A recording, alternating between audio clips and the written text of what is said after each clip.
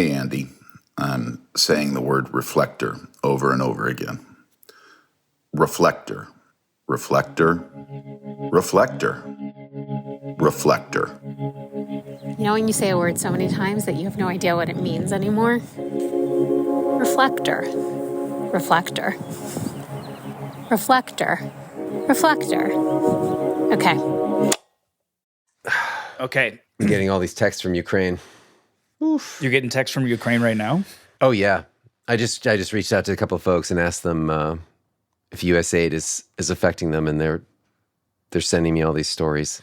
There's like all these lists now. The thing about it is that people didn't realize how, that's the funny thing about it. USAID is supposed to be about sending a message that America's helping, but a lot of people didn't realize that USAID was funding even this. Hello, you're listening to Reflector. I'm Andy Mills, and today we are joined by one of my favorite international reporters and my friend, Gregory Warner. All right, so let's just get started. I'm going to say, Gregory Warner, thank you very much for being here. Andy Mills, really nice to be here. Thank you. And I think I'm happy to follow your lead on this. Where do you think we should begin? So I think it may be helpful just to go back for a second to December 2024, just before all this went down. December as in like last December. Yeah, like after Trump's election, but before his inauguration. Thank you. Good morning, everybody. It is so great to be here. What an incredible And there's this speech that the then head of USAID, Samantha Power, gave to the Council on Foreign Relations. This work that targets the most vulnerable and underserved in lower income, fragile, and conflict settings may be complicated, and it may not offer the kind of visible or early returns on investment. And this speech, it's kind of a message, a not very subtle one, to the incoming Trump administration. But these efforts, rest assured, are just as important to U.S. strategic interests.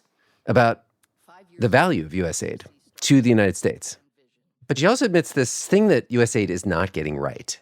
When I travel around the world and meet with foreign leaders in the countries where USAID has partnerships, I hear again and again, we want trade, not aid. It's actually something I've heard pretty much everywhere I've reported on USAID and when I've talked to aid workers, which is that foreign aid is not actually what people want. No matter where I go, no matter what continent, no matter what community even, the message is the same. We want to grow our economies. We do not want to be dependent in any fashion on foreign support. And I think like what you hear in Power's words is this paradox that USAID has always dealt with, that foreign aid has always dealt with, especially in the last 20 years. Countries have said that they want economic development, not handouts, not assistance. Of course, that's complicated. There are disasters, there are wars, there are times when foreign aid needs to step in. But it is this question that has always haunted aid delivery, which is when you're giving aid, how do you stop it? As President Kennedy put it at the time of our founding, to help our partners reach a, quote, stage of self-sustained growth where extraordinary outside assistance is not required. How do you withdraw assistance? Once you've started giving it. Once you've started giving it, exactly. That's been a question since the beginning. Like that was way before Trump. The Trump administration is continuing to dismantle the U.S. Agency for International Development. As buildings remain closed, the U.S. Agency for International Development says thousands of employees will be placed on leave effective Friday night. As you've probably heard by now, Elon Musk and his associates, under the leadership of President Trump, the DOGE disruptors are taking a wrecking ball to woke and wasteful government spending, have pretty much dismantled USAID as we know it. This is basically a $40 billion slush fund for social justice warriors in permanent Washington. They have been publicizing a number of programs that they believe are a waste of taxpayer money. $1.5 million to advance DEI in Serbia's workplace. You have Iraqi Sesame Street. $70,000 for a production of a DEI musical in Ireland. You have Moroccan pottery classes and tourism for Lebanon. $47,000 for a transgender opera in Colombia. And they've essentially been making an argument to the American people that USAID, or USAID, this government program that many people see as serving the neediest people in the world, has become corrupted, that it is funding pet projects for lobbyists and that it needs to be cut immediately.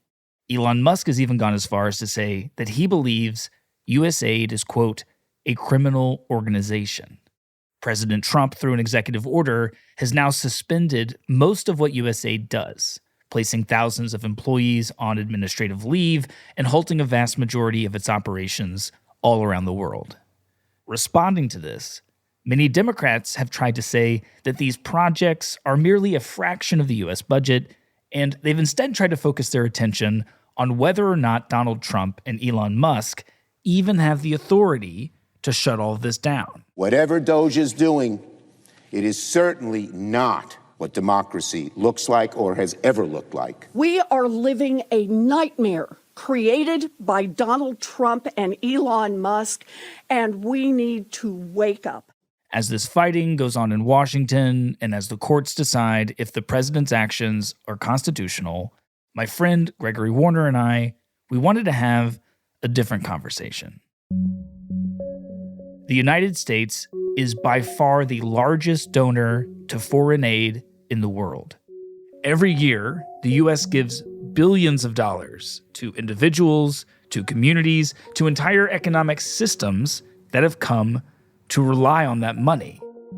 And now suddenly, just like that, it's gone.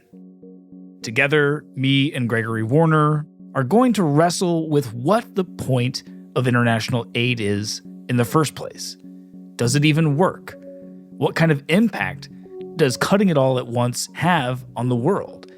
And we're going to talk about how, strangely, dismantling U.S. aid as we know it has actually been something that many people, including people who work in international aid, have fantasized about for years. After a short break, we'll be right back. Stay with us.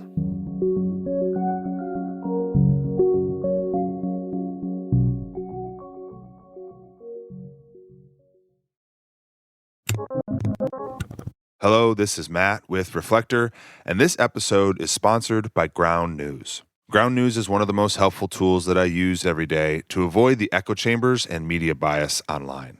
Here's an example of what I mean. Roll the window down.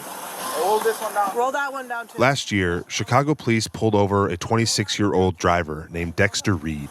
Don't roll the window up. Don't roll the window up. Reed first failed to comply with police instructions. Unlock the doors now. Unlock the doors now. And then, Reed pulled out a gun and shot at the officers, Open the door now. resulting in the police firing back aggressively.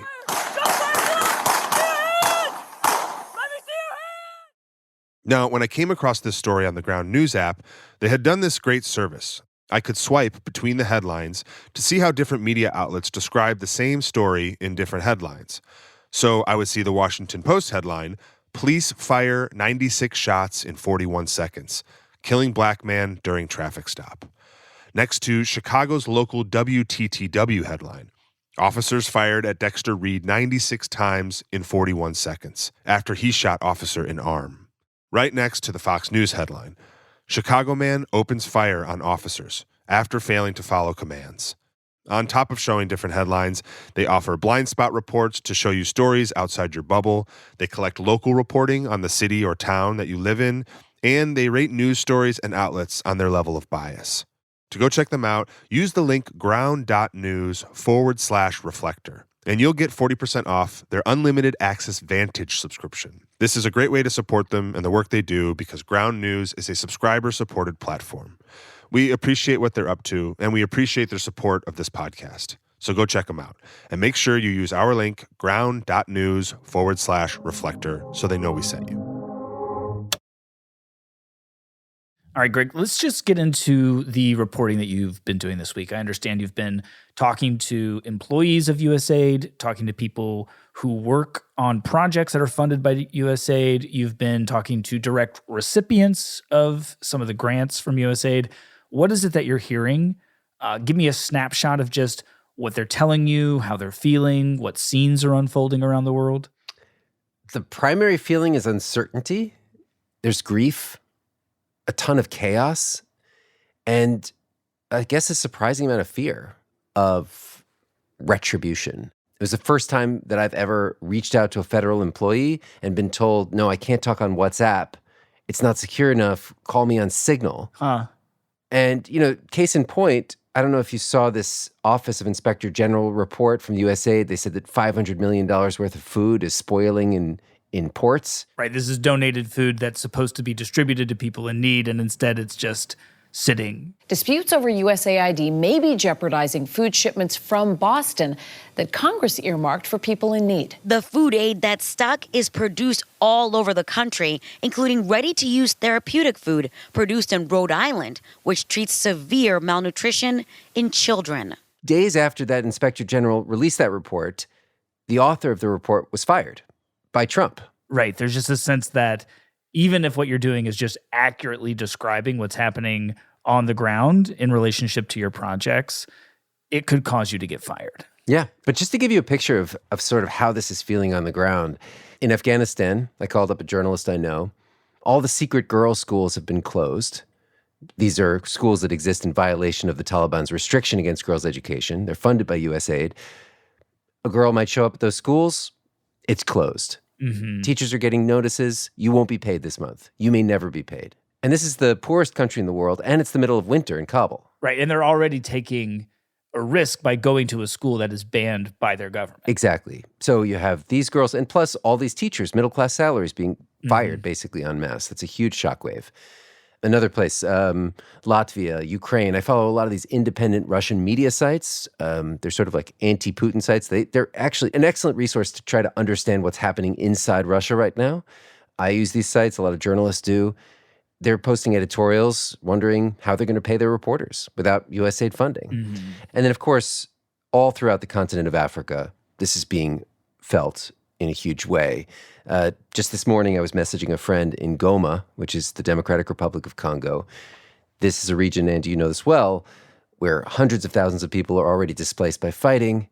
And the fighting is connected to these illegal mining operations, which are providing the minerals for our laptops and cell phones. So our desire for this technology directly connected to the chaos there. 70% of aid to the Democratic Republic of Congo comes from Washington, from USAID. And now hundreds of NGOs are shutting their doors. So we're talking about people providing emergency shelter, services for survivors of sexual violence.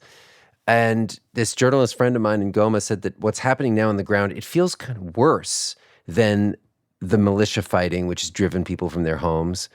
It feels worse even than the volcanic eruption that happened recently, which displaced many, many thousands. And that's because in those cases, you always knew that things would go back to normal. Right. And you're talking about a region in the world that has for years had unrest, that has a lot of impoverished communities, and as of right now is essentially an active war zone and is still recuperating from an active volcano a few months ago. And now on top of all that, 70% of the aid that was going to the region overnight is gone. Has been frozen, right. Wow. But I'll tell you about one more story, and it struck me just because this is not like the sort of aid stories I think that we've been hearing a lot about. Hello? Hello? Yes, can you hear me now? One woman who was willing to let me record our conversation. I'm Lydia, and I'm from Kenya. A woman named Lydia Wanja.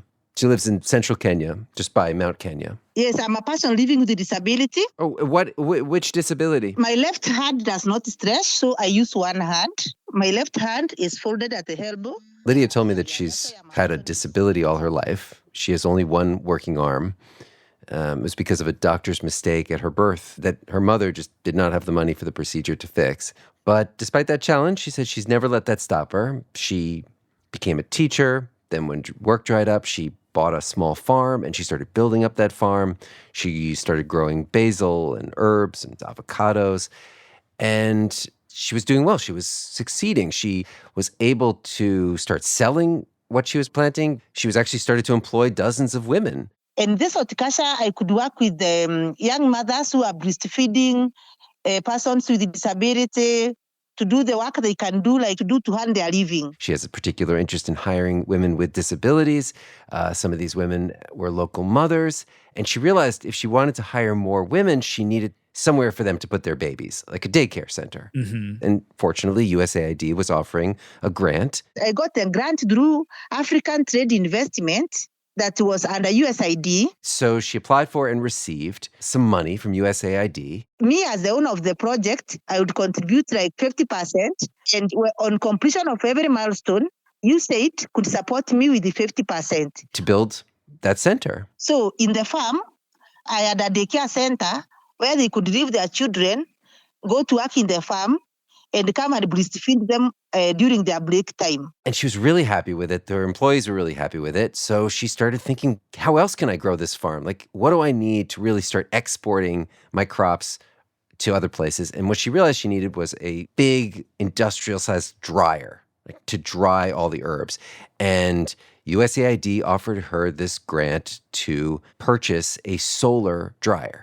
Super nice piece of hardware, very, very expensive. But they said they're going to give her $10,000 for the hardware and for the installation. And they said the money will be in your bank account by February.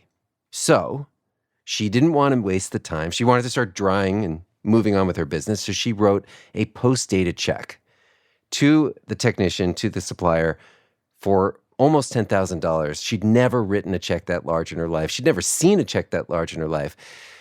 But she figured that America, that USAID was good for its word. This is a terrible thing. People should not post-date checks, but I understand exactly what you're saying. I know. It's like a lesson. It's a lesson. It's yes. But get back to the story. But then came Trump's executive order.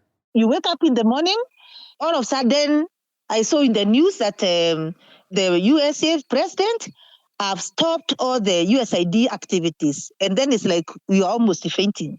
What will happen to my solar dryer? What will happen to the check that I have? She says that when she heard this news, she almost fainted. I mean, she'd paid for this huge piece of equipment that she can't afford. And now that guy who installed the solar dryer is calling her every day. Saying, where's my money? Saying, where's my money? And now every day he's calling me. He's telling me, Lydia, I can see you said they have a problem. This guy every day is calling me.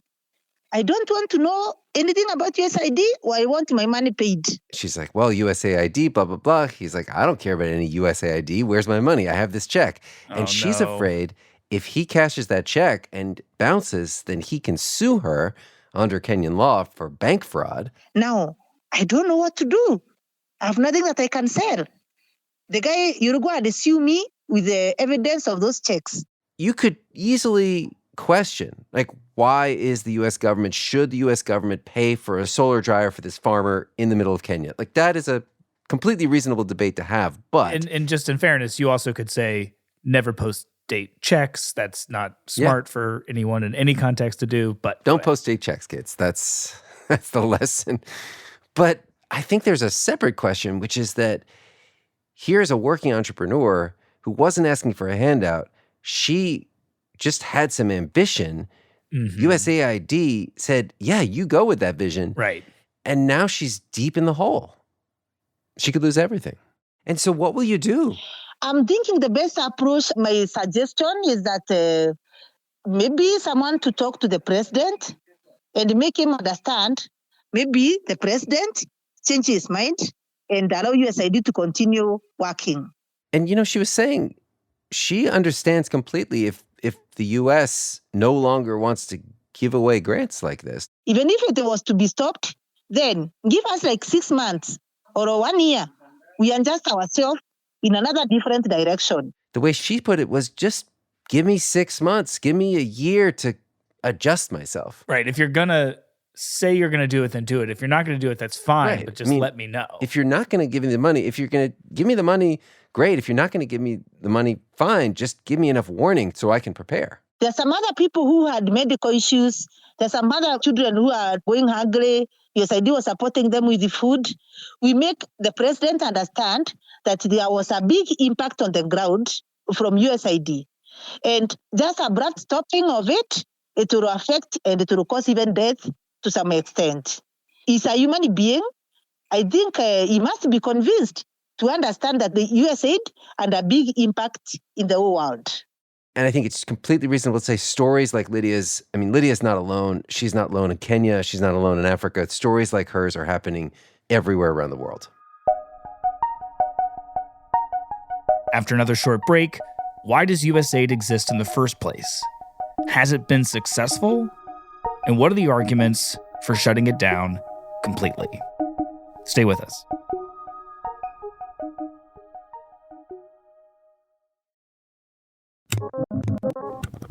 Hey, listeners, if you listen to this show, then it's safe to say you like true stories.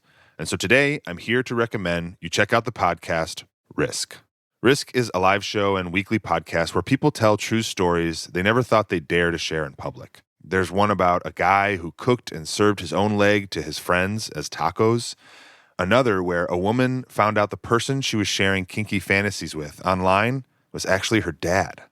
Even if you think that you've heard it all, listening to Risk will truly surprise you.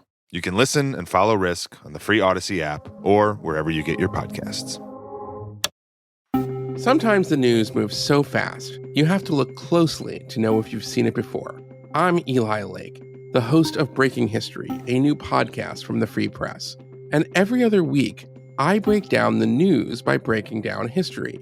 We will cover everything from LBJ and the Roman Republic to Donald Trump and the chaos at Columbia University. Tune in to Apple, Spotify, or wherever you get your podcasts.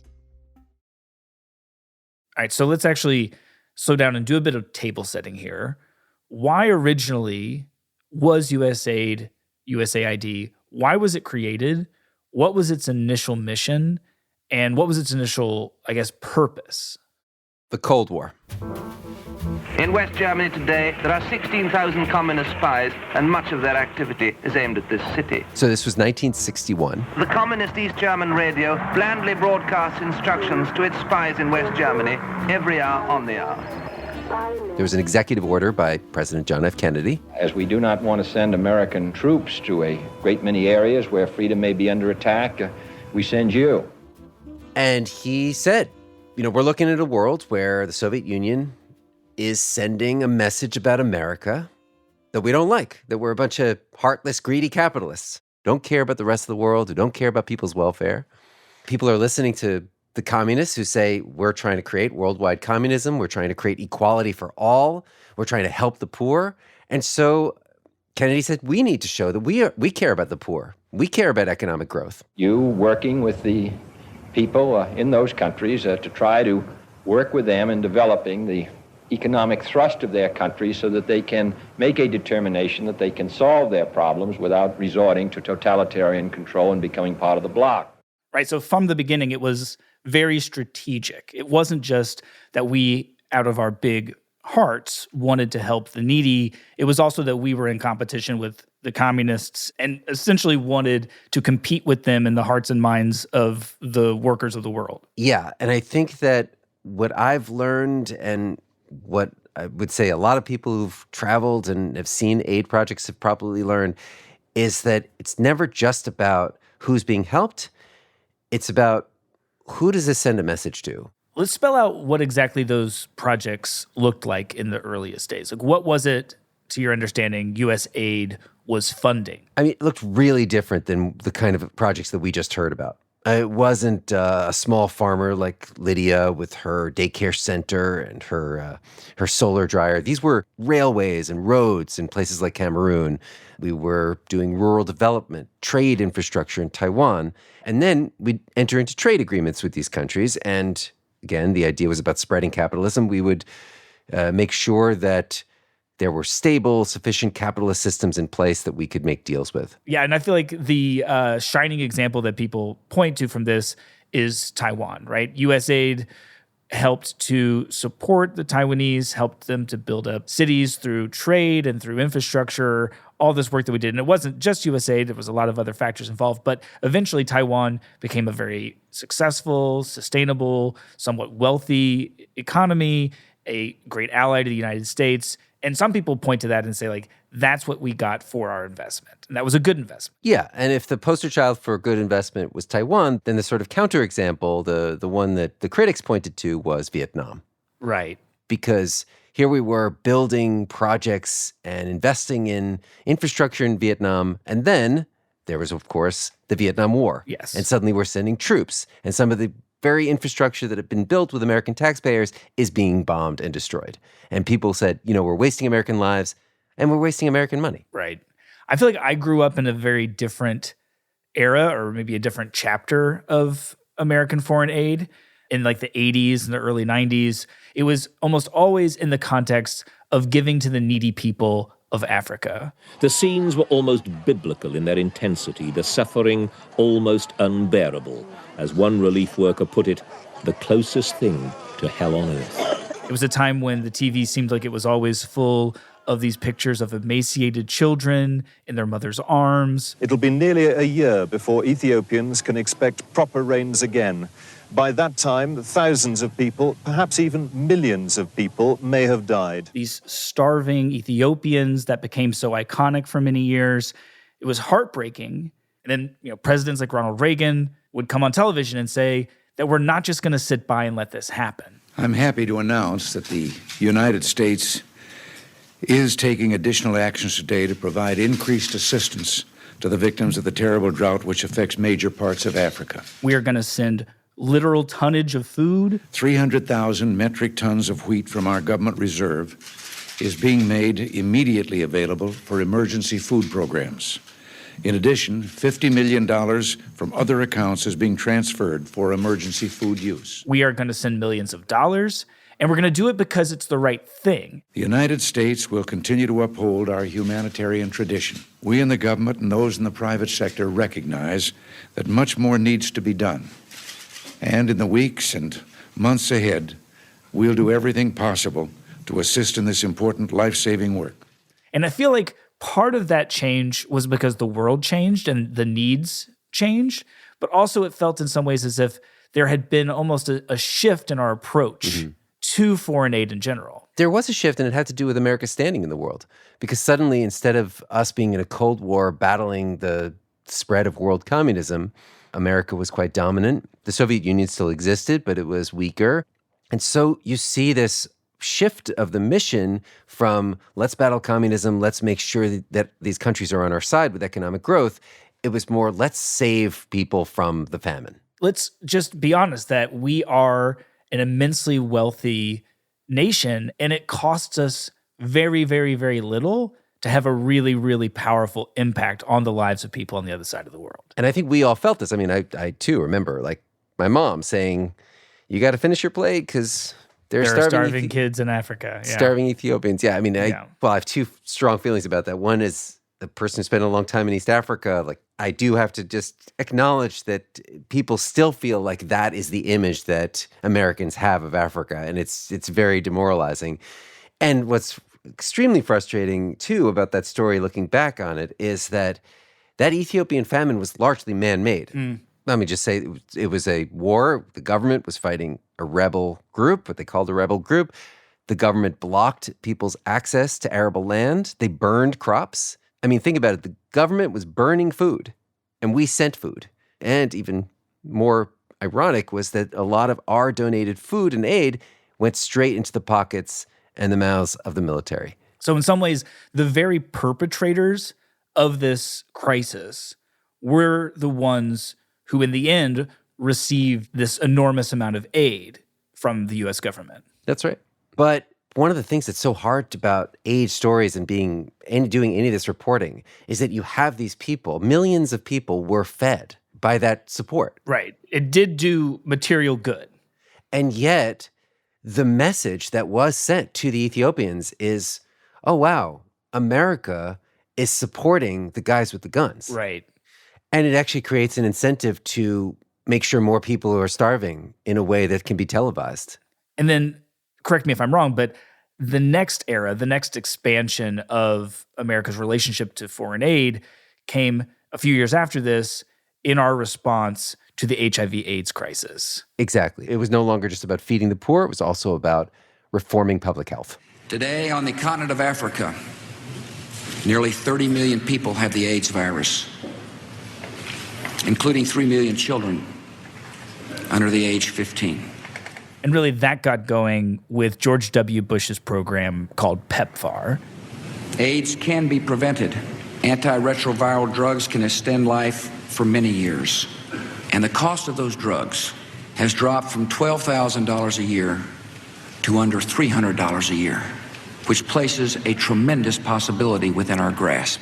And this was this massive investment in public health that was specifically sending medications and treatments and setting up facilities all around the world to fight HIV and its spread. Ladies and gentlemen, seldom has history offered a greater opportunity to do so much for so many.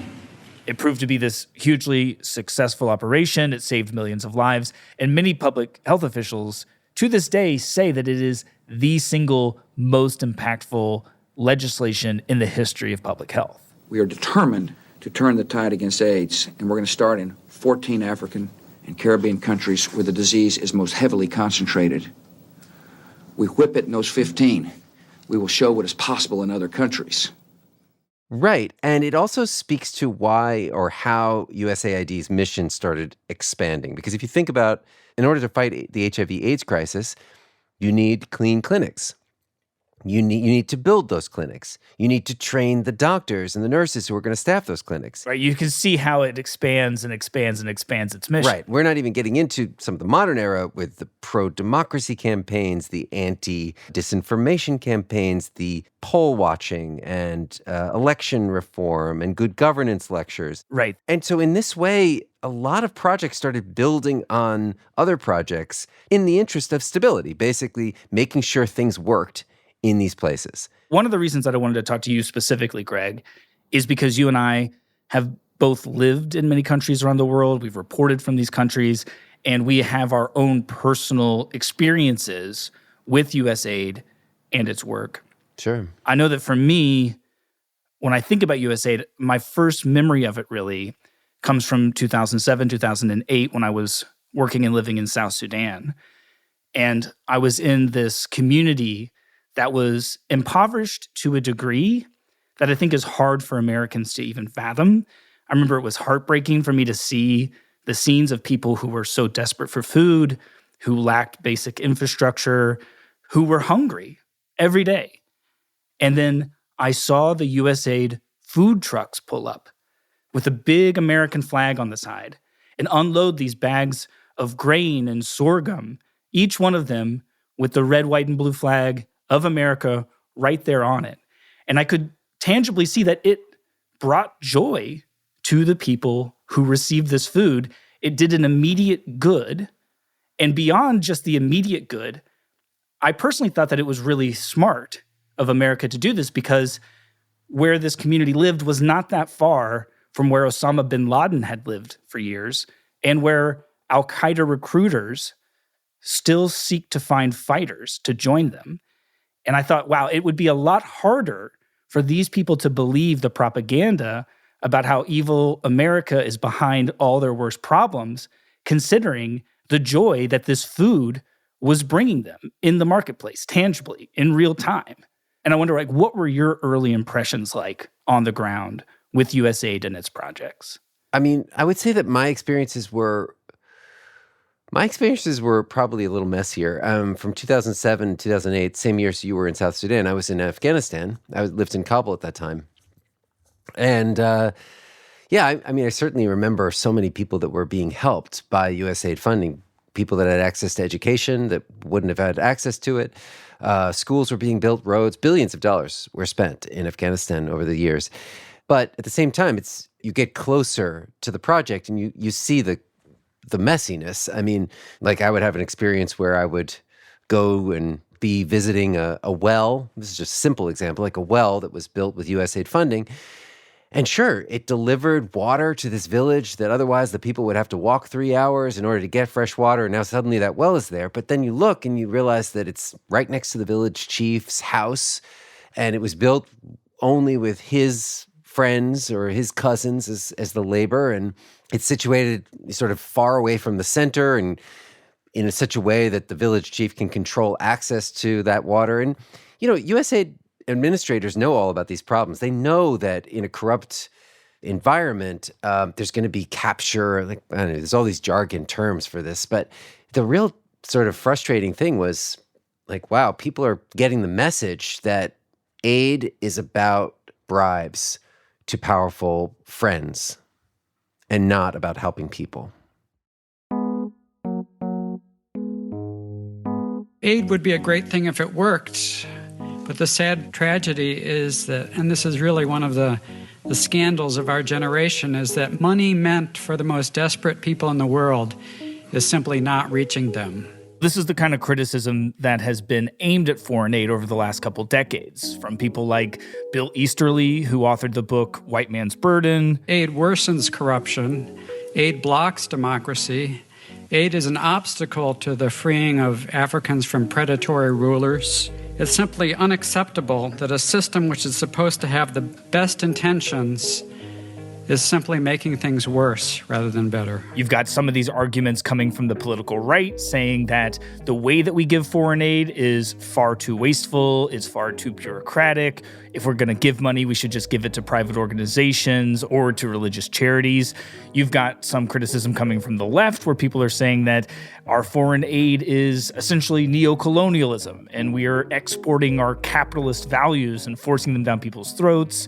You even have a lot of people who are from the countries who are receiving a lot of this aid who have come out to say that maybe it's time to stop.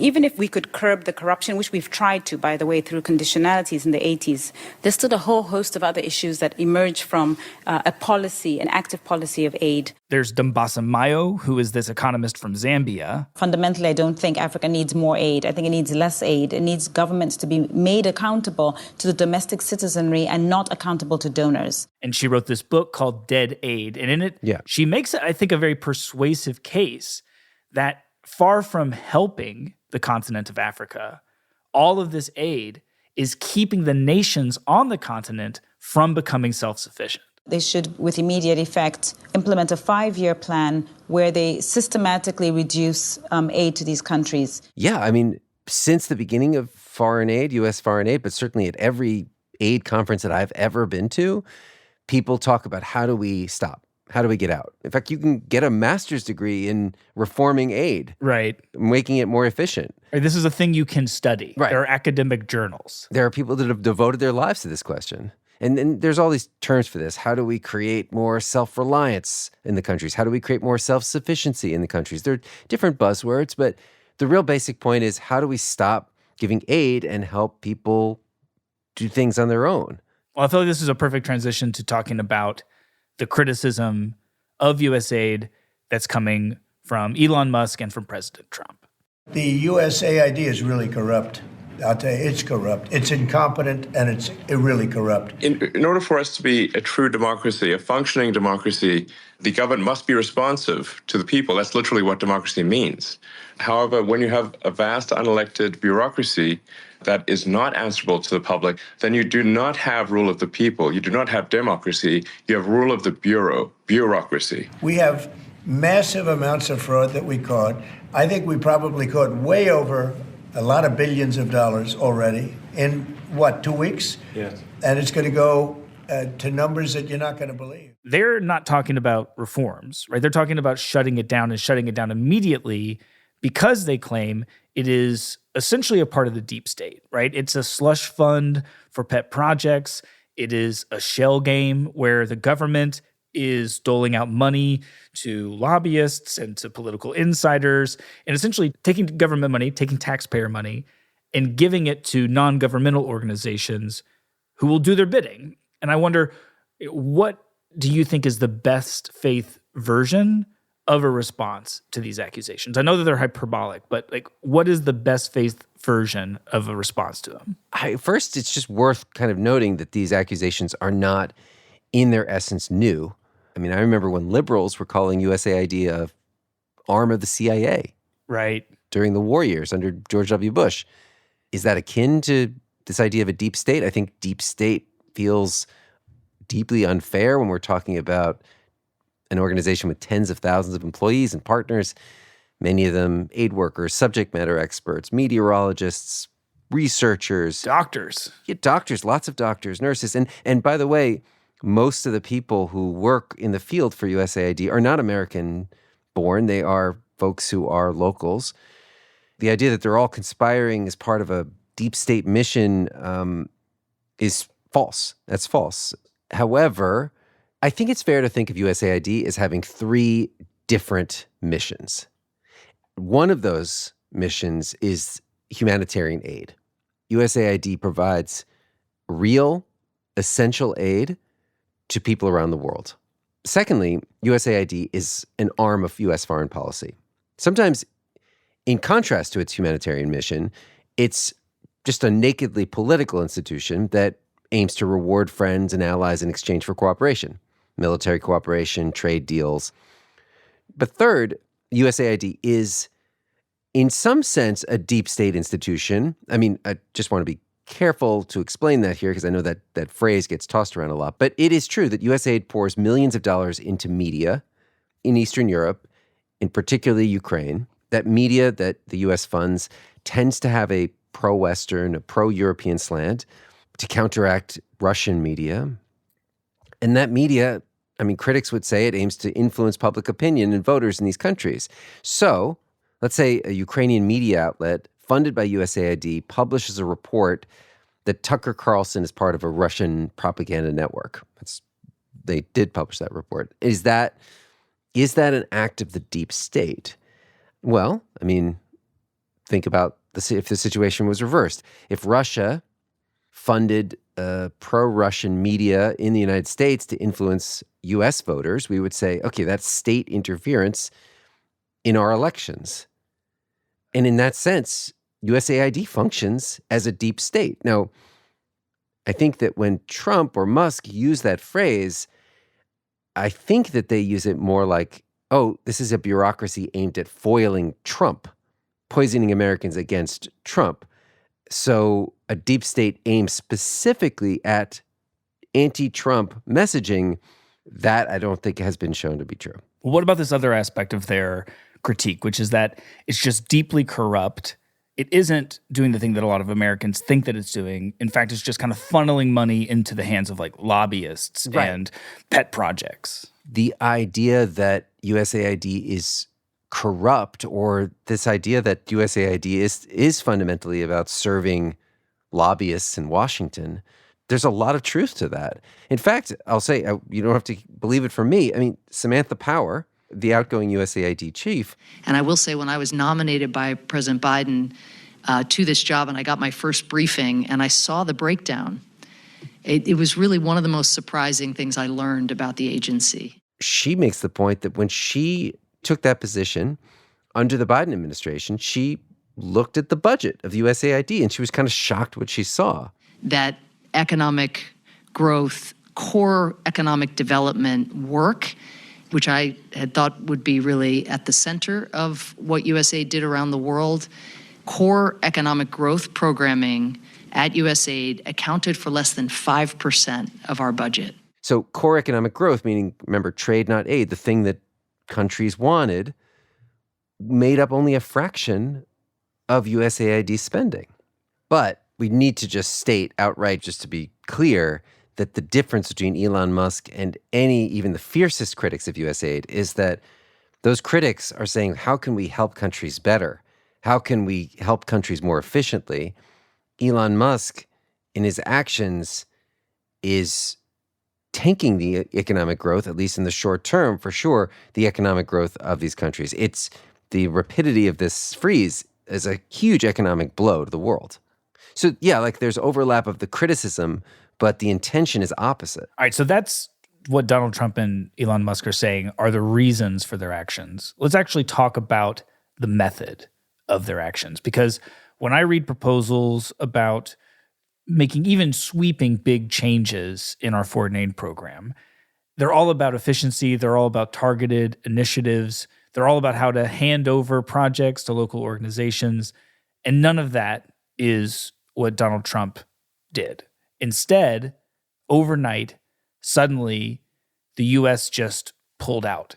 And it led to all this chaos that we were talking about earlier. Yeah, I wouldn't want people to think that we're putting, in any way, the aid reformers and Trump and Musk in the same bucket, because what they're doing isn't just a difference of degree. It's not like one is doing faster what the other wanted to do in a year or so. It's right. This is a totally novel, totally different approach. Totally novel, totally different approach. I feel like in some ways, though, this is a part of Donald Trump's theory of politics, his theory of power, and that it's almost helpful to see this as a connected to other issues in American life, other problems in American institutions.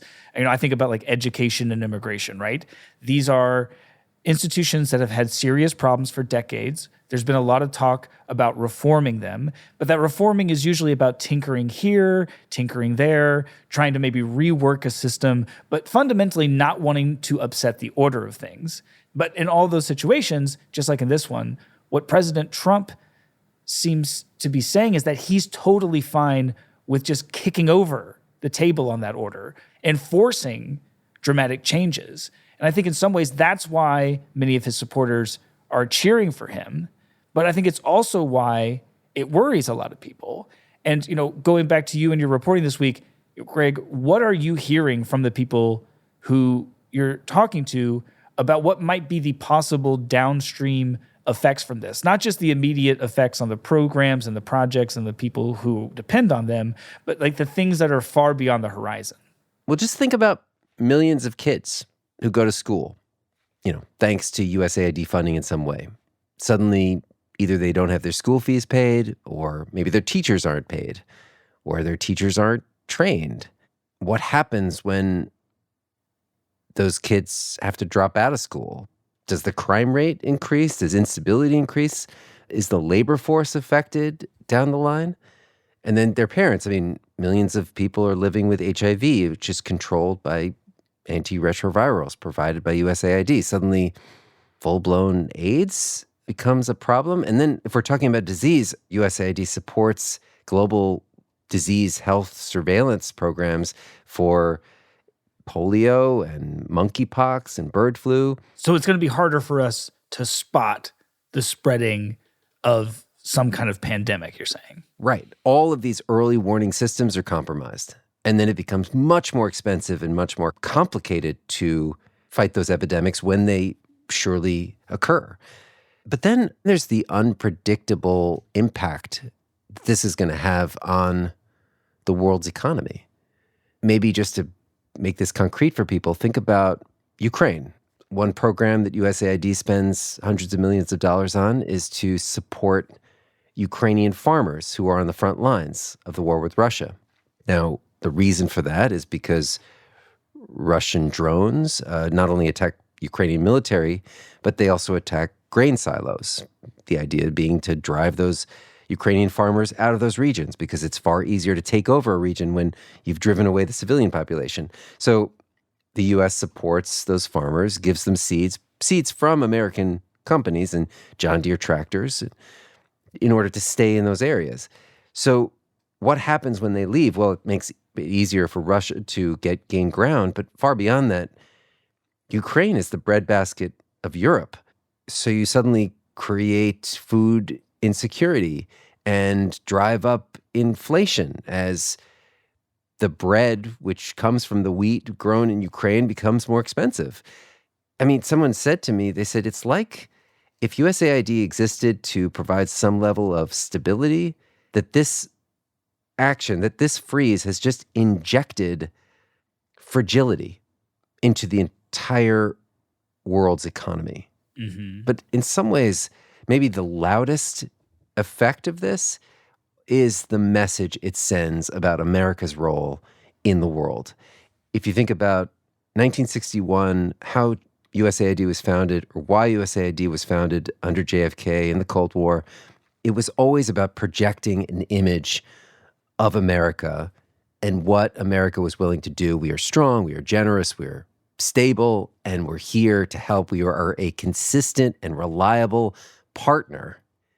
And right now, this freeze shows America to be the opposite. This freeze is now headline news across the world. The message that many people are receiving is that this chaos that they are experiencing right now, that is representative of the state of our country. As I hear you explaining, especially that last part, it does remind me of the Biden administration's pullout of Afghanistan. Yeah, actually, it's a similar feeling of chaos and maybe, if I can use this word, incompetence. I think that is a strong takeaway that I've had from this, from talking to people, is that there's a message that America's word is not to be trusted, that the whims of a president can completely supersede the word of a previous one. Incidentally, that's exactly what China, Russia, Hungary, Iran, that's the criticism that they've always warned countries about. They've said, you can't trust a Western democracy. Mm-hmm. By nature, the whim of the people, they're going to abandon you tomorrow. And now all those reports are gleefully being spread by state medias in those countries that... you can't count on us. Yeah, you can't count on America. Right.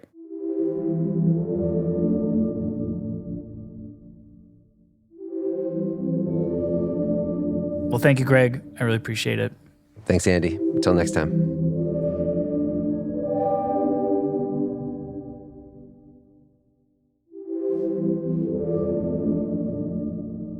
This episode was produced by Andy Mills, Gregory Warner, and me, Matt Bull. A special thanks to Mark Misek, Yaniv Gelnick, and Jeff Mosenkis.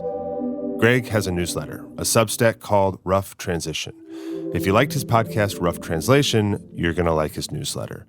You can find it by following the link in our show notes, and if you drop a note saying that you came from Reflector, he has a little bonus offer just for Reflector listeners.